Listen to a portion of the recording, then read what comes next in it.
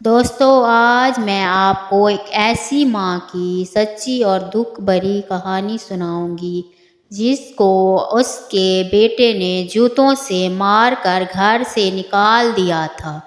اس کے بعد اس لڑکے کا کیا ہوگا؟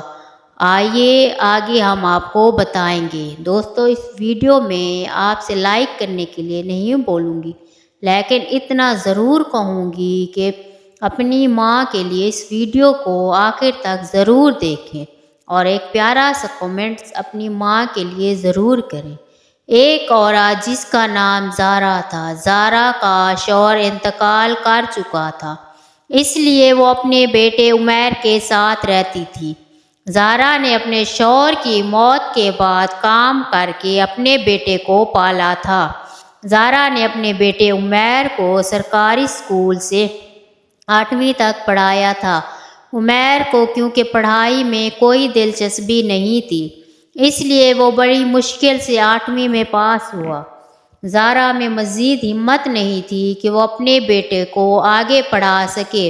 زارا کے گھر میں عمیر 10 سال کے بعد ہوا تھا، اس لیے زارا کی عمر کافی ہو گئی تھی، اب اس میں کام کرنے کی ہمت بھی نہ تھی۔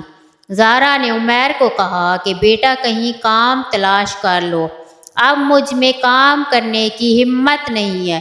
تو عمیر بولا، اچھا امی، اب آپ بس دعا کریں کہ مجھے جلد کام مل جائے۔ تو زارا بولی، انشاءاللہ بیٹا، تم کو جلد کام مل جائے گا۔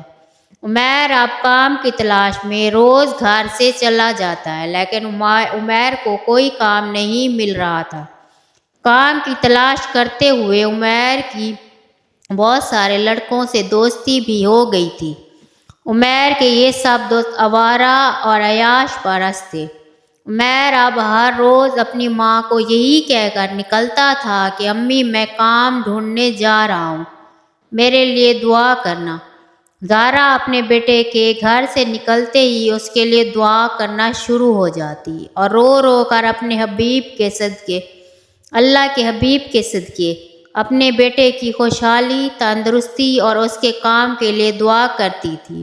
پر زارا یہ نہیں جانتی تھی کہ اس کا بیٹا غلط لوگوں میں اٹھنے بیٹھنے لگا ہے۔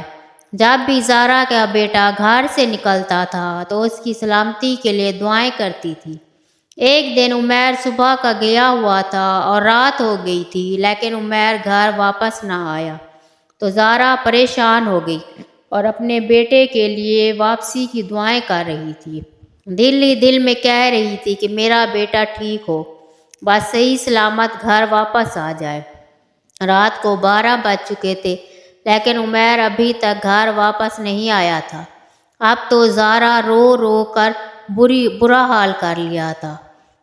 عمیر واپس گھر آ جاؤ، میرے بیٹے، رات بہت ہو چکی ہے۔ زارا کی آنکھوں میں آنسو آ گئے تھے، کیونکہ اس کے ذہن میں عجیب و غریب خیالات آ رہے تھے۔ پھر آدھے گھنٹے کے بعد عمیر واپس گھر آیا تو اس کی امی بولی کہ عمیر، آج تم نے گھر آنے میں اتنی دیر کر دی، کوئی کام مل گیا تھا؟ بیٹا، تو عمیر بولا، میرے نصیبوں میں کام کہاں ہے، میں تو اپنے دوستوں کے ساتھ فلم دیکھنے گیا تھا، اس لیے دیر ہو گئی۔ تو زارا بولی، عمیر، تم نے ایک بار بھی نہیں سوچا کہ میری ماں گھر میں اکیلی ہے، میں جلدی گھر چلا جاؤں؟ تو عمیر بولا، امی، کیا آپ صرف ایک ماں اکیلی تھیں؟ جتنے بھی میرے دوست ہیں میرے ساتھ مووی دیکھنے گئے تھے، ان سب کی ماں گھر پر اکیلی تھی۔ اچھا، مجھے بہت بھوک لگی ہے، میرے لیے کھانا لاؤ۔ تو زارا بولی، میں نے بھی کھانا نہیں کھایا ہے۔ تو عمیر بولا، تو کھا لینا تھا، آپ نے کہا نا، میں نے آپ سے منع تو نہیں کیا تھا، آپ تو کھانا کھا لینے چاہیے تھے۔ زارا بولی، عمیر، تم کیسی باتیں کر رہے ہو؟ ویسے بھی آج تک میں نے تمہارے بغیر کبھی کھانا نہیں کھایا، جو آج میں تمہارے بغیر کھانا کھا لیتی۔ تو عمیر غصے میں بولا، امی، جلدی جلدی کھانا لاؤ اور زیادہ بک بک نہ کرو۔ زارا اپنے بیٹے کو بولی، عمیر، تم جن لوگوں کے ساتھ اٹھتے بیٹھتے ہو وہ لوگ ٹھیک نہیں ہیں بیٹا، سب لوگ تم کو اچھا نہیں بلکہ برا کہتے ہیں۔ اب تو لوگ یہ بھی کہنے لگے ہیں، یہ دیکھو عمیر بدماش کی ماں جا رہی ہے۔ بیٹا تیرا باپ تو ایک شریف انسان تھا، پھر تو ایسا کیوں نکلا ہے؟ یہ غلط لوگوں میں بیٹھ کر تیری سوچ بھی غلط ہو گئی ہے۔ تو عمیر بولا، امی کھانا دینا ہے تو دیں، اتنا لیکچر جھاڑنا بند کر دو ورنہ، اور بھی اپنی امی سے غصے کو بکنے لگا۔ زہرا عمیر کی بات سن کر پریشان ہو گئی، غصے میں بولی، ورنہ کیا کرے گا؟ آج تو جب میں تجھے کھانا نہیں دوں گی، جب ساری رات بھوکا سوئے گا، تب بھی عقل ٹھکانے آ جائے گی۔ ماں کے ساتھ بدتمیزی نہیں کرنی چاہیے، تو وہ اپنی ماں سے بات کرنے کا پتہ بھی نہیں ہے، ایک ماں سے کیسے بات کرنی چاہیے۔ عمیر کو اپنی ماں کی بات سن کر غصہ آ رہا تھا اور غصے کی وجہ سے اس کا چہرہ لال ہو گیا۔ اس نافرمان نے اپنے پاؤں سے ایک جوتا اتارا اور اپنی امی کو مارنے لگا، اور مارتے مارتے اپنی امی کو گھر کے دروازے سے باہر گلی میں لے آیا۔ اتنے میں عمیر نے ایک جوتا اپنی ماں کے منہ پر پھینک کر مارا۔ منہ پر جوتا لگنے سے زہرا کے دل سے ایک آہ نکلی اور وہ دل ہی میں اپنے رب سے کہہ بیٹھی، اے اللہ، میرے بیٹے کو ایک آہ نکلی ہے۔ دل میں اپنے رب سے کہہ بیٹھے، اے اللہ، میرے بیٹے کو ایسا سبق سکھا کہ وہ ایسی سزا دیکھے کہ ساری زندگی روتا ہی رہے۔ پھر عمیر گھر کے اندر چلا گیا، اندر جا کر دروازہ بند کر کے سو گیا۔ زہرا ایسے ہی گلیوں میں بھٹکنے لگی۔ آس پاس کے لوگ زہرا کو کھانا بھی دیتے تھے، پر زہرا کھانا نہیں کھاتی تھی، ہر وقت اپنے رب سے باتیں کیا کرتی تھی، یا اللہ، تو نے کیسی اولاد عطا کی ہے؟ اس سے بہتر یہ تھا کہ 10 سال تک میری کوئی اولاد نہیں تھی، تو اب بھی میں بے اولاد ہی رہتی۔ زہرا ایک ہفتے سے بھوکی پیاسی کبھی کہیں تو کبھی کہیں رہ رہی تھی۔ ایک ہفتہ بھوک اور پیاس کے رہنے کی وجہ سے زہرا کے جسم میں طاقت بالکل ختم ہو گئی تھی اور زہرا اس دنیا سے کوچ کر چکی۔ لوگوں نے زہرا کا جنازہ پڑھایا اور اسے دفن کر دیا۔ دوسری طرف عمیر کے پاؤں کو نہ جانے کیا ہو گیا۔ اس کے پاؤں میں ایسا درد اٹھا کہ اس کے پاؤں ٹھیک ہونے کی بجائے دن بہ دن سوجتا جا رہا تھا۔ عمیر نے مختلف شہروں کے ڈاکٹروں اور ہسپتالوں میں اپنا علاج کروایا، لیکن کسی کو یہ پتہ نہیں لگ رہا تھا کہ اس کے پاؤں کا کیا مسئلہ ہے۔ پھر آخر کار ڈاکٹروں نے کہا کہ عمیر کے پاؤں کی انگلیاں کاٹنی پڑیں گی، اور پھر ایسا ہی ہوا۔ انگلیاں کاٹنے کے بعد عمیر نے شادی کر لی۔ شادی کے بھی چند دن ہی گزرے تھے، پھر سے عمیر کا پاؤں سوج گیا۔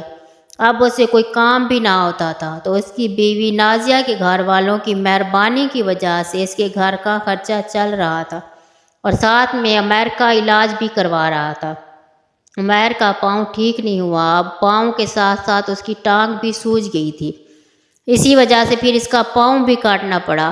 پھر کچھ مہینے کے بعد اس کی ٹانگ بھی کٹ گئی۔ عمیر کی بیوی نازیہ، جو عمیر سے کافی امیدیں لگائے بیٹھی تھی، اس نے جب دیکھا کہ شادی کے بعد عمیر صرف بیمار ہی رہنے لگا ہے، 5 سال ہو گئے ہیں، میرے گھر والے اس کا خرچہ اٹھا رہے ہیں، تو نازیہ نے سوچا، اب جب 5 سالوں میں یہ مجھے خوش نہ کر سکا تو آنے والے وقت میں کیا خوش رکھے گا۔ اس نے پھر عمیر سے طلاق لے لی اور عمیر کو چھوڑ کر چلی گئی۔ پہلے تو عمیر کو نازیہ کے گھر والوں کا سہارا تھا، لیکن اب اس کے پاس کوئی بھی نہ تھا۔ گلی میں کونے میں بیٹھ کر وہ بھیک مانگنے لگا اور اپنا علاج بھی نہیں کرا پا سکتا تھا، کیونکہ بھیک مانگتے ہوئے پیسوں سے وہ صرف اپنا پیٹ ہی بھر سکتا تھا۔ اس کی دوسری ٹانگ اور پاؤں بھی سوج گیا تھا، جس سے پہلے والی ٹانگ اور پاؤں سوجا تھا۔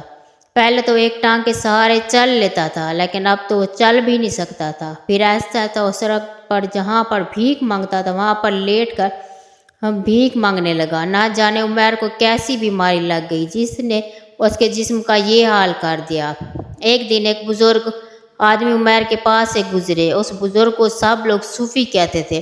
عمیر نے بزرگ سے کہا کہ صوفی صاحب، میں اپنی غلطیوں کی سزا بھگت رہا ہوں، میرے لیے دعا کرنا، اللہ مجھے معاف کر دے۔ پھر عمیر نے ان صوفی صاحب کو اپنی ساری کہانی سنائی تو اس بزرگ نے کہا، تم نے اپنی امی کے ساتھ جو سلوک کیا ہے، یہ اسی کی سزا تم بھگت رہے ہو۔ تو عمیر نے کہا، جی صوفی صاحب، اللہ نے مجھے میری غلطیوں کی سزا دنیا میں ایسے دے دی ہے، تو آخرت میں میری سزا کتنی ہوگی؟ شاید عمیر کا آخری وقت آ گیا تھا۔ پھر عمیر 5 دن کے بعد اس دنیا سے رخصت ہو گیا۔ عمیر کی حالت ایسی ہو گئی تھی کہ اس سے پہلے بہت ہی عجیب طرح کی بدبو آنے لگی تھی، اس لیے جو لوگ اسے بھیک دے رہے تھے وہ بھی اسے دور سے پیسے پھینک کر چلے جاتے تھے۔ اور جب عمیر کی لاش کو لوگوں نے دیکھا تو کسی نے بھی امریکہ میں جنازہ نہ پڑھایا، اس لیے کہ کہیں اس کا مرض ہمارے اوپر نہ لگ جائے، اور نہ ہی اسے دفنایا گیا، بس کوے، چیل، کتوں وغیرہ نے اس کا گوشت کھایا۔ دوستو، یہ تھی عمیر کی زندگی، جس نے خود ماں کو جوتا مار کر دوزخ خرید لی۔ عمیر کو ایسی سزا ملی، لوگ اس کو دیکھ کر نصیحت حاصل کر لیں، اس لیے ماں کی نافرمانی نہیں کرنی چاہیے، کیونکہ اگر